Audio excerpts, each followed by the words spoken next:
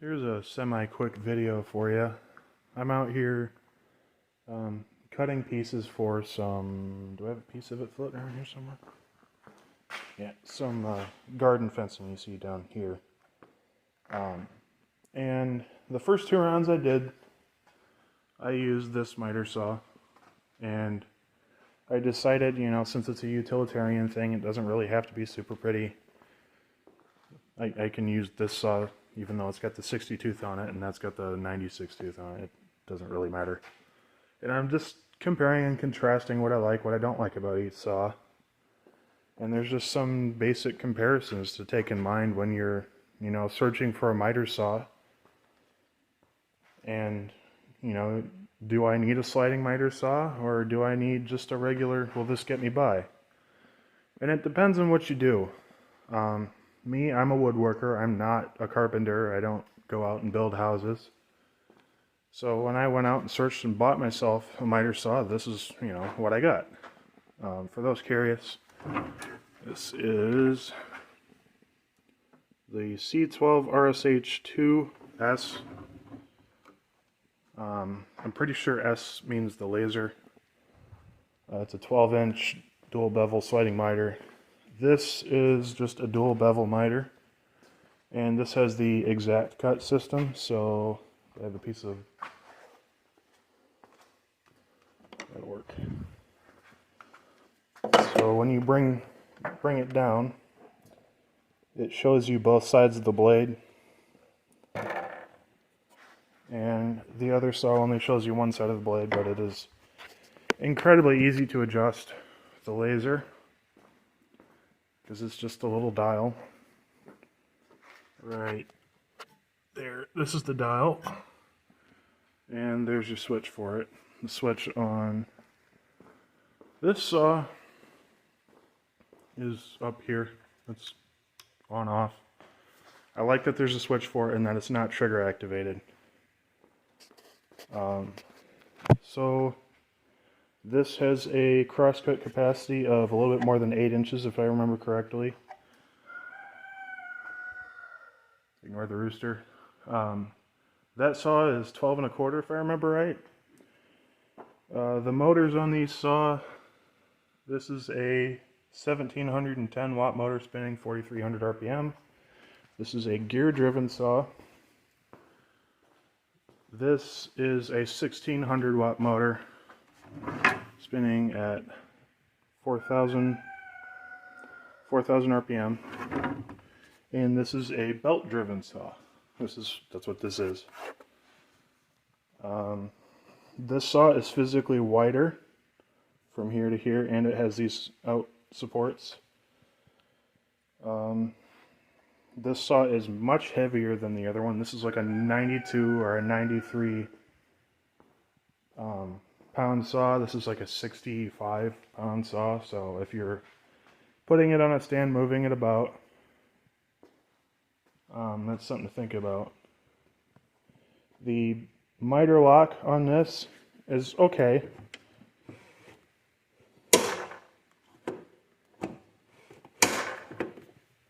But the miter lock on the other saw is far superior. It just is. Let's get this lever.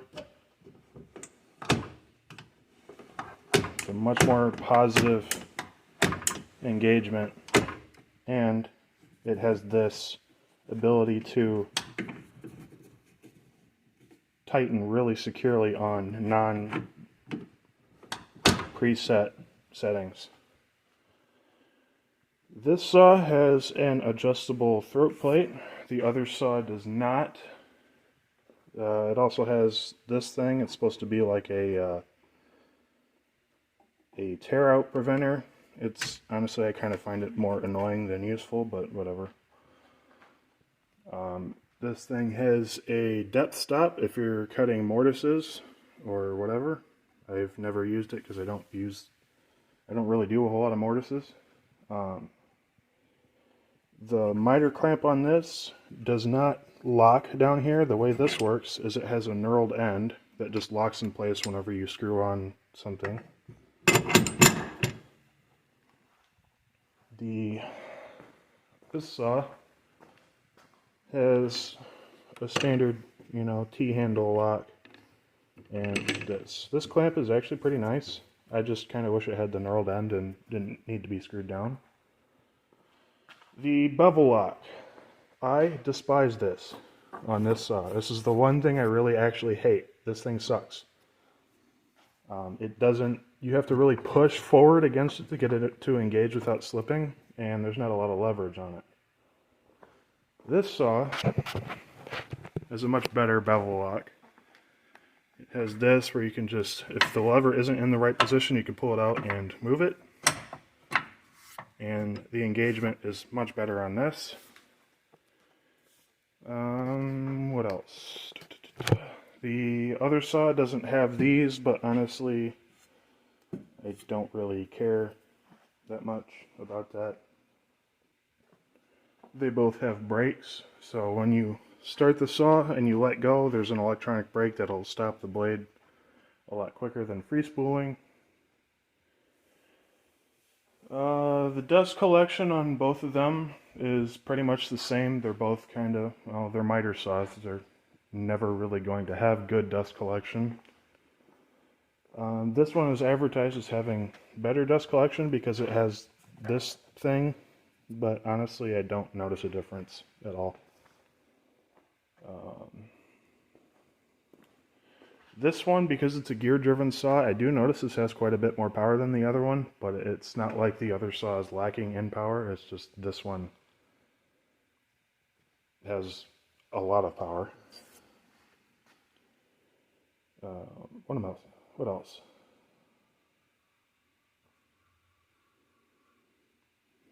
Oh, I have noticed the bearings in this motor for the blade are not quite as high quality as the bearings in that saw, but there is a very significant price difference between these two. This is a $350 saw, and when I bought this one, it was like a $500 saw, and it's got a $130 saw blade in it. So, but I have used this blade on the other saw. I still get wavy marks, which is, you know, fine for this saw's intended audience, or at least what I think is its intended audience. This saw, in my opinion, if you were a carpenter or a laborer, people who make houses, do rough construction work and stuff, this is what you want. It is lighter, it is more powerful. You have both sides, so if you're, I don't want to say in a hurry, you should never be in a hurry on a job site, but for efficiency's sake, I guess you could say the being able to see both sides of where the blade's going to go would be helpful. This has a one-piece fence, the other saw has a two-piece fence. And what I mean by that is when you're aligning the fence to the blade, this is one continuous piece of metal that curves back here and goes down here. If you look at this saw, it's a two-piece, so this is one side, this is the other side, and there's nothing connecting them. This is kind of a pain in the butt, or a little bit more of a pain in the butt to adjust the fence if you have to, than the other saw, but, you know. The 90s on both of these are adjustable. This one has it up here somewhere. I forget, it's been a while. And this saw, I think you can actually adjust it while it's still at 90. Yeah, it's right here. There's a little set screw here. Yeah, so this has fantastic power. If you put the right blade on it, you probably could do finish carpentry with it. I don't see why you couldn't. But if you're looking for absolute precision and superior cut quality, and you want a sliding bevel, this is your go-to ticket. If I ever have to cut stuff that I know is going to be, you know, looked at, I need superior finish quality or whatever, no gaps, anything, this is the saw I'm going to choose 10 times out of 10. Not to say the cut quality is bad on this saw, but it's not nearly as nice. Think of this like a utilitarian pickup truck. Think of that as your luxury SUV. But they are both a pleasure to use. And they both have different, roles in my shop. So hopefully this, helped you make some decisions. I hope I covered everything I meant to, because I was just out here looking at both of them and thinking about it. This saw is primarily used as like a breakdown or a rough cut saw out here. So if I have lumber and it needs to be cut down to a certain length while I'm milling stuff on the table saw, then I'll use that saw. If it's the last miter cut that I'm going to do on that project, I'll generally use this saw. There were a couple more things I forgot to cover when I realized after watching the video. The most glaring and obvious difference between these two is this has an inline handle and this has a horizontal handle. And I have used, the first saw I had before both of these was a Harbor Freight that had this style of handle. I find, I'm going to say it right now, I prefer that vertical style of handle over this. It is much easier to use the other style ambidextrously. This one you have to like hold that in and then pull if you want to use it left-handed. This saw, I have to use my finger to push the lockout in and then my middle finger to hold the trigger. And this I find is much easier to avoid, cocking the head one way or the other and then ending up with binding in the cut because it wasn't centered.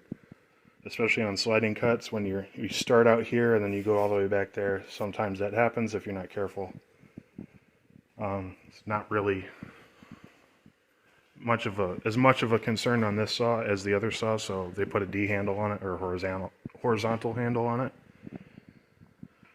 And the last thing, second to last thing, this saw I could perfectly see, not being too much of an issue of moving around on a job site because it is so much lighter than the other saw. This saw, in my opinion, it's a little heavy to be dragging around a job site, in my opinion. Could you get it done? Absolutely. You only have to move it, once or twice on a job, so. And then the other thing, I don't know if it's because I just have a hard surface right here and the sound is reflecting back at me, but this saw is a little bit louder to use than this saw, but then again, that might be because there's a big sound reflective surface right behind the saw. So honestly, they're probably just about as loud. I don't typically wear Ear Pro when I'm using either of these because they're not really loud enough, in my personal opinion, to really warrant it. Although if I had over-ear protection again, instead of having to use stupid, where are they? I've had to use earplugs recently because I broke my over-ear protection. If I had over-ear, I'd probably wear it, but I really don't like wearing earplugs because I end up with a headache after 4 or 5 hours of wearing them. So, but that's it as far as comparing and contrasting. I would say if I was going to build a deck or build a house, I'd probably go with this saw because that could do pretty much anything I wanted it to, and it would be lighter and more powerful. As a woodworker, I prefer this one because the cut quality is just glass smooth on this saw. It is a fantastic precision cutting tool. It really is. So, thank you for watching.